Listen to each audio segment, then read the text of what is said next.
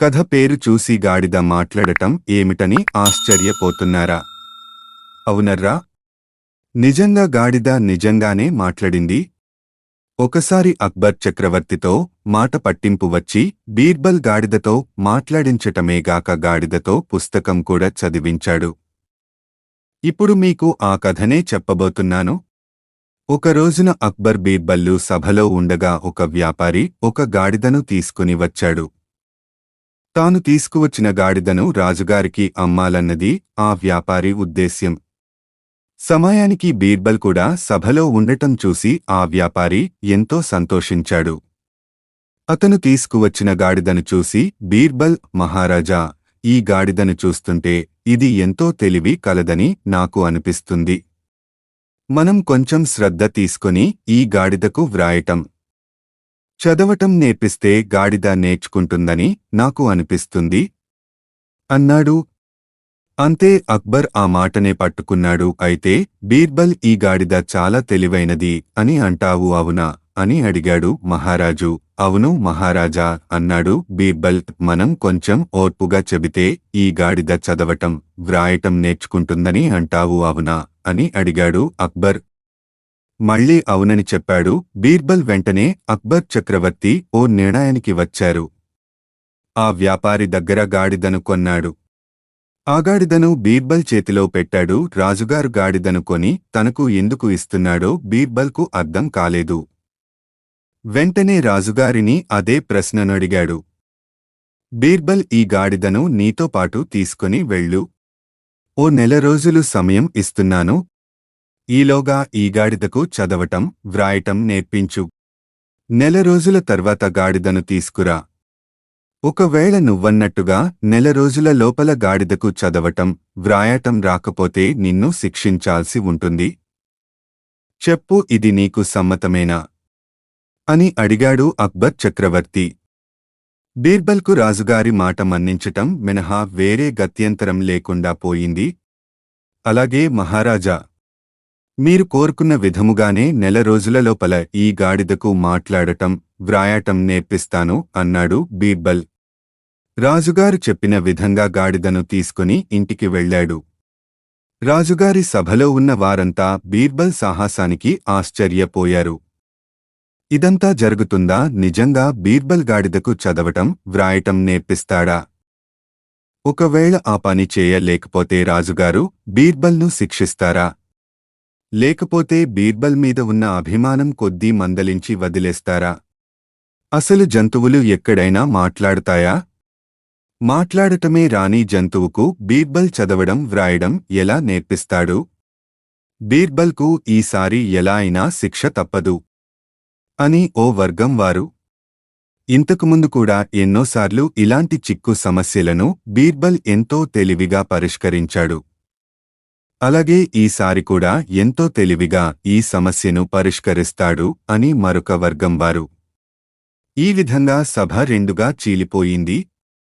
ఒక వర్గం బీర్బల్కు అనుకూలంగా ఉంటే మరొక వర్గం బీర్బల్కు వ్యతిరేకంగా ఉంది. ఈ విధమైన ఊహాగానాలతో నెలరోజులు గడిచిపోయాయి. గాడిదను రాజుగారి సభకు ప్రవేశపెట్టే రోజు దగ్గరకు వచ్చింది. గాడిదతో సహా బీర్బల్ రాజుగారి సభకు హాజరయ్యాడు. బీర్బల్, గాడిదకు వ్రాయటం, చదవటం వచ్చినదా? కుతూహలంగా అడిగాడు అక్బర్. చిత్తం మహారాజా అన్నాడు బీర్బల్. బీర్బల్ సమాధానానికి సభలో ఉన్నవారంతా ఆశ్చర్యపోయారు. గాడిదకు నిజంగా చదవటం, వ్రాయటం వచ్చిందా? ఎప్పటిలాగే ఈసారి కూడా బీర్బల్ ఏదో చమత్కారం చేస్తున్నాడు. బీర్బల్కు ఈసారి శిక్ష తప్పదు. ఈ విధంగా తమలో తాము మాట్లాడుకోసాగారు. బీర్బల్, నువ్వు చెప్తున్నది నిజమేనా? గాడిద నిజంగా చదువుతుందా అడిగాడు అక్బర్ చక్రవర్తి. ఏదీ అయితే గాడిదతో ఏదైనా చదివించు అడిగాడు అక్బర్ చక్రవర్తి. వెంటనే బీర్బల్ ఒక పుస్తకం తీసుకుని గాడిద ముందు పెట్టాడు. సభలో ఉన్నవారందరూ ఆశ్చర్యపోయేలా గాడిద తన నాలుకతో పుస్తకంలో పేజీలు తిప్పటం మొదలుపెట్టింది. ఆ విధంగా తిప్పుతూ 3వ పేజీకి రాగానే గట్టిగా చదవటం మొదలుపెట్టింది.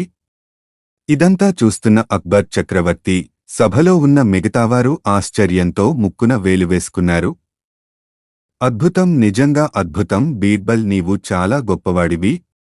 నిజంగా నువ్వు అన్నట్టుగానే సాధించి చూపించావు. నీకు మంచి బహుమానం ఇచ్చి సత్కరించాలి అంటూ బీర్బల్ని ఎంతగానో మెచ్చుకున్నాడు రాజుగారు. బీర్బల్ చిరునవ్వుతో ఆ ప్రశంసలు స్వీకరించాడు. అది సరే, బీర్బల్, ఇంతకీ ఆ గాడిద ఏమంటున్నది అని అడిగాడు మహారాజు. అది ఏమంటున్నదో తెలియాలంటే మనకు గాడిద భాష తెలియాలి మహారాజా అన్నాడు బీర్బల్. అంతే, అక్బర్ చక్రవర్తికి బీర్బల్ చేసిన చమత్కారం ఏమిటో అర్థం అయ్యిది. సరే, మనకు గాడిద భాష తెలియదు కాబట్టి గాడిద ఏం మాట్లాడుతుందో మనకు తెలియదు. ఆ విషయం ప్రక్కన పెట్టు. కాని గాడిద ముందు పుస్తకం పెడితే పేజీలు తిప్పుతుంది. అక్కడక్కడ ఆగి పుస్తకం చదువుతున్నట్టు అరుస్తుంది.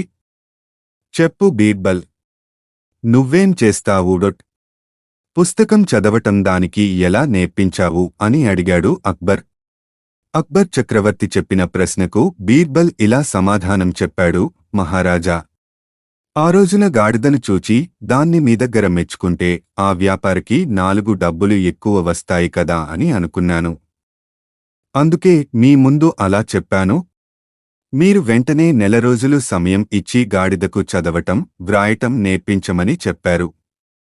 జంతువులతో మాట్లాడించటానికి నాకు ఎలాంటి ఇంద్రజాల విద్యలు తెలియవు, కాని ఇప్పుడు మీరు ఒప్పుకుంటున్నారు గాడిద పుస్తకం పేజీలు తిప్పుతూ చదువుతోందని. కాబట్టి నేను అసలు విషయం చెప్పేస్తాను.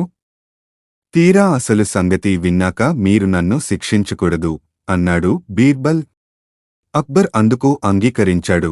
మహారాజా, గాడిదను ఇంటికి తీసుకుని వెళ్ళాక ఒక రోజంతా దానికి ఏమీ పెట్టలేదు. దాంతో అది ఆకలితో నకనకలాడిపోయింది. మరునాడు ఇదిగో ఈ పేజీలో గడ్డి పెట్టాను.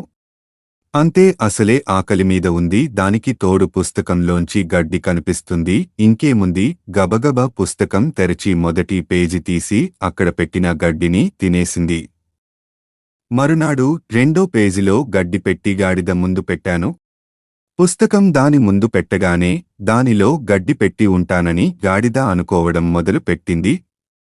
దాంతో రెండో రోజు కూడా పుస్తకం దాని ముందు పెట్టగానే గబగబ మొదటి పేజీ తిప్పింది. దానికేమీ కనిపించలేదు. వెంటనే రెండో పేజీ తిప్పింది. ఈసారి అక్కడ గడ్డి కనిపించింది. మూడో రోజు కేవలం పుస్తకం మాత్రమే గాడిద ముందు పెట్టాను. అందులో గడ్డి పెట్టలేదు.